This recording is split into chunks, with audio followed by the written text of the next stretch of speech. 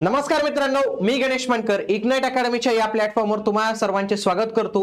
Intelligence bureau म्हणजे भारतीय गुप्तचर विभागात 10वी पास, काय म्हणतो मी, फक्त 10वी पास उमेदवारांना इथं सरकारी नोकरीची सुवर्ण संधी आहे आणि जॉबचं नाव आहे मल्टीटास्किंग स्टाफ। त्याच्यासोबत महाराष्ट्रात देखील तुम्हाला नोकरी मिळू शकते। पगार तुमचा 61,000 पर्यंत तुम्हाला पगार मिळू शकतो। पात्रता फक्त 10वी पास आहे। संपूर्ण माहिती या व्हिडिओमध्ये मी देणार आहे, म्हणून तुम्ही हा व्हिडिओ शेवटपर्यंत पूर्ण बघायचा आहे मित्रांनो।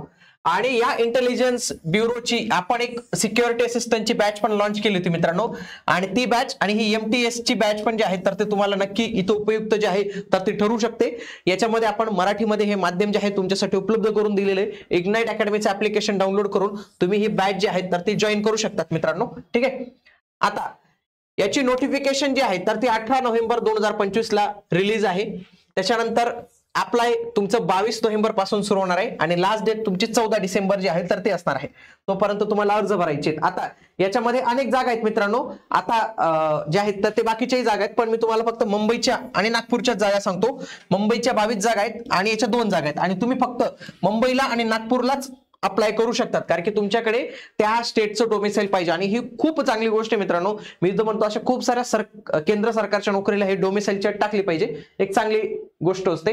पात्रता बघा, पात्रता काय म्हटले, मॅट्रिक्युलेशन म्हणजे काय मित्रांनो, 10वी पास।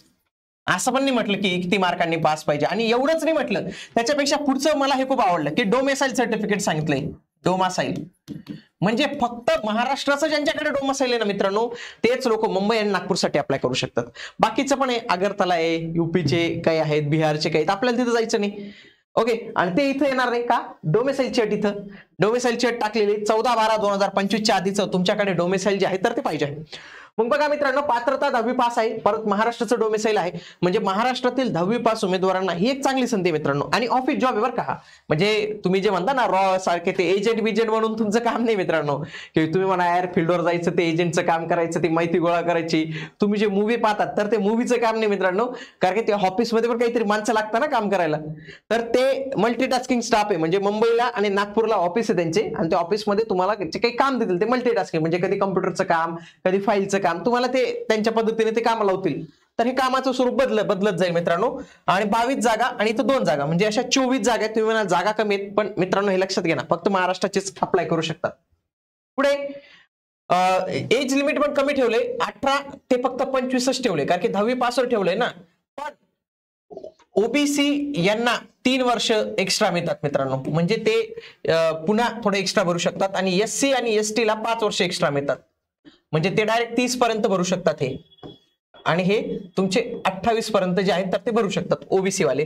बाकी 18 ते 25 पर्यंत ओपन कॅटेगरीचे उमेदवार फॉर्म भरू शकतात। पुढे फॉर्म भरण्याची फी, मेल कॅन्डिडेट जे जनरल, EWS आणि ओबीसी कॅटेगरीमध्ये असतील तर 650 रुपये फी लागणार आहे, आणि बाकी ऑल अदर कॅटेगरीजला 550 फी जी आहे तर ती लागणार आहे, ठीक आहे। आता याची सिलेक्शन प्रक्रिया, म्हणजे 10वी पास म्हणायला आहे मित्रांनो, पण सिलेक्शन प्रक्रिया खूप मोठी आहे याची।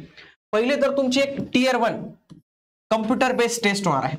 दुसरं स्टेज 2 मध्ये तुमचं काय होणार आहे, त्याच्यामध्ये offline exam of descriptive type, म्हणजे थोडं लिखाण काम आहे। आणि तिसरं Tier 2 तुमचा इंटरव्ह्यू आणि पर्सनॅलिटी टेस्ट, 3 गोष्टी ज्या आहेत तर ते इथं घेतले जाणार आहेत मित्रांनो।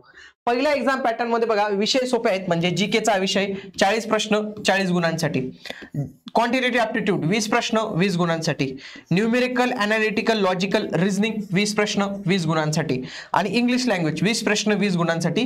GK ला जास्त महत्व आहे, 100 प्रश्न 100 गुणांसाठी, वेळ असणार आहे 1 तास। 1 तासात एवढं 40 प्रश्न रिझनिंग ऍप्टिट्यूडचे सॉल्व्ह करणं थोडं अवघड जातं।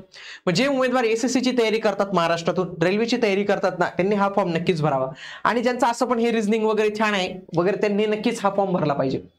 दुसऱ्यामध्ये काय मित्रांनो, डिस्क्रिप्टिव्ह टेस्ट ऑन इंग्लिश आहे, basic of English language, it's vocabulary, correct grammar, sentence structure, synonyms, antonyms and its correct uses etc. to test comprehension and paragraph writing in 150 words. म्हणजे तुम्हाला एक पॅराग्राफ रायटिंग पण लिहायचं आहे, 50 गुणांचा आहे, आणि 1 तास तुम्हाला वेळ मिळणार आहे। बाकीचे पण प्रश्न असते बघा इथं, वोकॅबचे हे सगळ्या काही गोष्टी असतील, ओके। तर पुढे सॅलरी तुमची लेवल 1 ची सॅलरी आहे, म्हणजे आपल्याकडे S1 म्हणूया तुम्ही त्याला, पण इथं थोडं जास्त सॅलरी बघा 18,000 सॅलरी आहे आणि 56,900 पर्यंत तुमचं पेमेंट जातं. पण लक्षात घ्या मित्रांनो, याच्यामध्ये 20% तुम्हाला सिक्युरिटी अलाउन्स पण मिळतो मित्रांनो. आणि याच्यात जर तुम्ही हॉलिडेला काम करणार तर तुम्हाला तो एक्स्ट्रा अलाउन्स मिळत असतो. पगार इथं थोडा चांगलाच तुम्हाला पगार जो आहे तो बघायला मिळतो. तर या सगळ्या काही गोष्टीत इतर काही बाबी असतील येणाऱ्या व्हिडिओमध्ये मी तुम्हाला नक्कीच घेऊन येईन. आणि इंटेलिजन्स ब्युरोची ही जी बॅच आहे तर ती तुम्ही नक्की जॉईन करा. तर याच्यामध्ये रेकॉर्डेड फॉर्मॅटमध्ये तुम्हाला सगळ्या काही गोष्टी ज्या आहेत तर त्या बघायला मिळतील.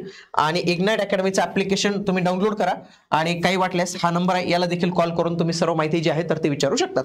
भेटूया पुढील व्हिडिओमध्ये. तोपर्यंत जय हिंद, जय महाराष्ट्र, धन्यवाद.